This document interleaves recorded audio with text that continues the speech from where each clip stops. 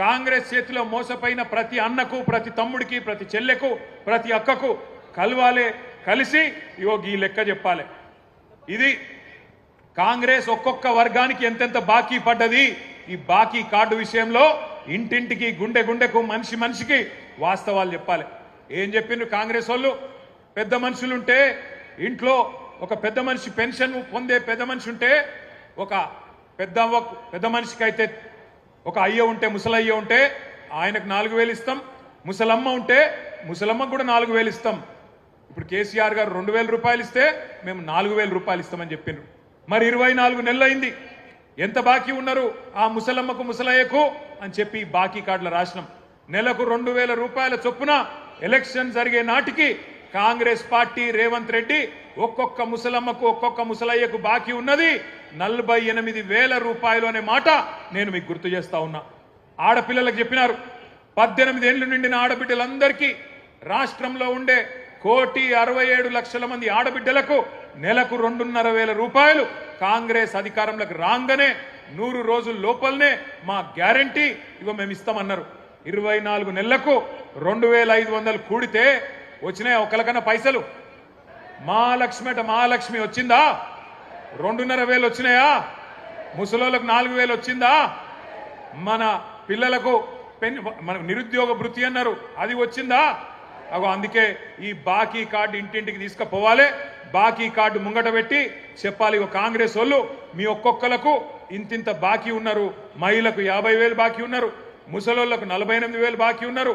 ఈ లెక్క మొత్తం ప్రతి ఇంటికి పోవాలని చెప్పి నేను విజ్ఞప్తి చేస్తా ఉన్నా. అట్లాగే మూలకున్న ముసలమ్మ నుంచి చంటి పిల్లగాని దాకా అందరినీ మోసం చేసింది కాంగ్రెస్ ప్రభుత్వం, కాంగ్రెస్ పార్టీ. ఎట్లనా మరి చంటి పిల్లగాని ఎట్లా మోసం చేసిరని మీరు అడగచ్చు. కేసీఆర్ కిట్లు వస్తున్నాయా? కేసీఆర్ కిట్లు వస్తున్నాయా? లేదు, కేసీఆర్ కిట్టు బంధు. బతుకమ్మ చీర వచ్చిందా? రంజాన్ తోఫా వచ్చిందా? ముసలోళ్లకు 4,000 పెన్షన్ వచ్చిందా? మహిళలకు 2,500 వచ్చిందా? తులం బంగారం వచ్చిందా? ఇప్పుడే మా ప్రశాంత్ రెడ్డి అన్న చెప్తున్నాడు, 1 तोला सोना नहीं, 1 तोला सोना तो छोड़ो, इन्हों तो सोने भी नहीं दे रहा अपने को.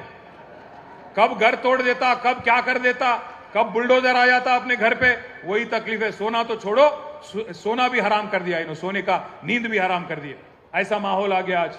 ఈ రోజు జూబ్లీ హిల్స్ లో జరుగుతున్న ఎలక్షన్ ఏదైతున్నదో కారుకు బుల్డోజర్ కు జరుగుతున్నది. కారు ఇక్కడ మాగంటి సునీతమ్మ రూపంలో మీ ముంగట్టున్నది, బుల్డోజరు కాంగ్రెస్ అభ్యర్థి రూపంలో మీ ముంగట్టున్నది. మరి మీ ఇంటికి రేపు ఎలక్షన్ తర్వాత కారు రావాలన్నా, బుల్డోజర్ రావాలన్నా మీరే ఆలోచన చేసుకోండి.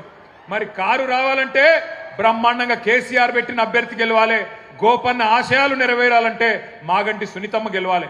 ఇక మరి కాదు మా ఇల్లు కూలగొట్టేందుకు మేమే లైసెన్స్ ఇస్తాం, వాడు హైడ్రా వాడు రావాలి, వాడు వచ్చి ఇల్లు కూలగొట్టాలి అంటే మరి ఈ శివమ్మ పాపిరెడ్డి నగర్ కానీ, ఎస్పీఆర్ హిల్స్ కానీ, రేమత్ నగర్ కానీ, బోరబండ కానీ, యూసఫ్గూడ కానీ, షేక్పేట్ల కానీ బస్తీలలో ఉండే మా ఆడబిడ్డలు యాది పెట్టుకోవాలి.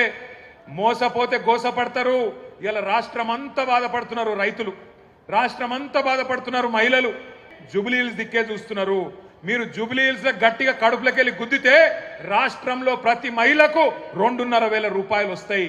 మీరు కడుపులకెళ్ళి కాంగ్రెస్ ను గట్టిగా గుద్దితే ప్రతి ముసలవ్వకు, ప్రతి ముసలయ్యకు 4,000 రూపాయల పెన్షన్ వస్తుంది. అందుకే రాష్ట్రం అంతటా మీ దిక్కు చూస్తున్నారు. జూబ్లీ హిల్స్ ఏం తీర్పిస్తుంది, మోసకారి కాంగ్రెస్ కు బుద్ధి చెప్తుందా లేదా అని మీ దిక్కే చూస్తా ఉన్నారు.